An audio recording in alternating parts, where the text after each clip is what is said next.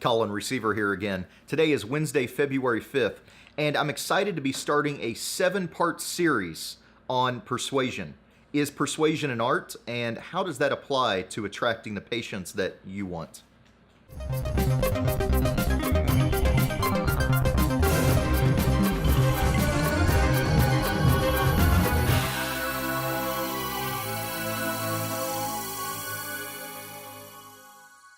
I'm excited to be putting together this 7-part series of the power of persuasion and how it applies to your dental practice. And I've based it primarily on Dr. Robert Cialdini's 2 best-selling books, Yes, as well as Influence, which was released a couple years ago. I just got done reading both of them again. I had read the Influence book a few years ago, and I also tuned into one of his webinars that he was doing just a couple weeks ago. It became immediately obvious to me how the 6 principles that Dr. Cialdini talks about are immediately applicable to a dental practice.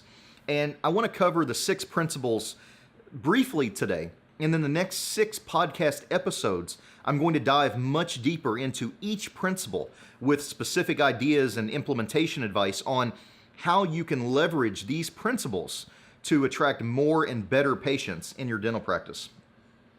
The 6 principles are, the first one is reciprocation. And people feel obligated to return a favor that is first given to them first. The second principle is liking. People prefer to say yes to someone that they like and they know. People like to do business with people they like. The third is consensus. People decide what they're going to do based upon what other people like themselves do.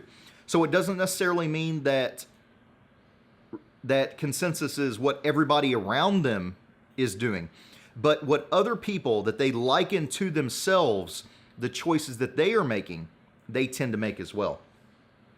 The fourth principle is authority. People want to follow the advice of experts. Now, there's a big difference between being in authority and between being an authority, and I'm going to cover that in more detail in that podcast. The fifth is consistency. People want to follow through with the commitments that they make to other people, both written and oral. And there's a number of ways that you can leverage this in your practice to close more patients and have less no-show rates. And the sixth principle is scarcity. You know, people want what is perceived to be in short supply. And probably the best example of this in my lifetime that I've seen is the new Coca-Cola formula that they released in 1984. And what that study, you know, Coke had done years and years of studies on the formula that is in their Coke. And they had a sample size of hundreds of thousands of people that they had tested this new Coca-Cola formula on. And, you know, by and large, the vast majority liked and preferred the new Coca-Cola formula as opposed to the original Coca-Cola formula. Coke in 1984 rolled out the new Coke, and they were hit with a landslide of negative publicity because now people wanted the original formula.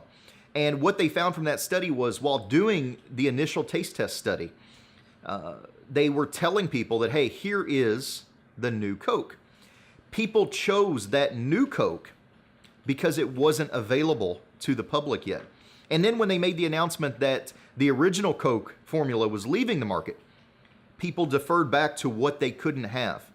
And there's a lot of ways that you can implement these same principles in your practice to get your patients more interested in the services and the dentistry that you provide. So I'm going to talk more about these 6 principles in the future podcast, as well as examples of how these 6 principles have worked in different practices, different implementations, different marketing strategies that we've implemented to help dentists attract more of the patients that they want. So stay tuned for the next podcast. We're going to start the first one on reciprocation.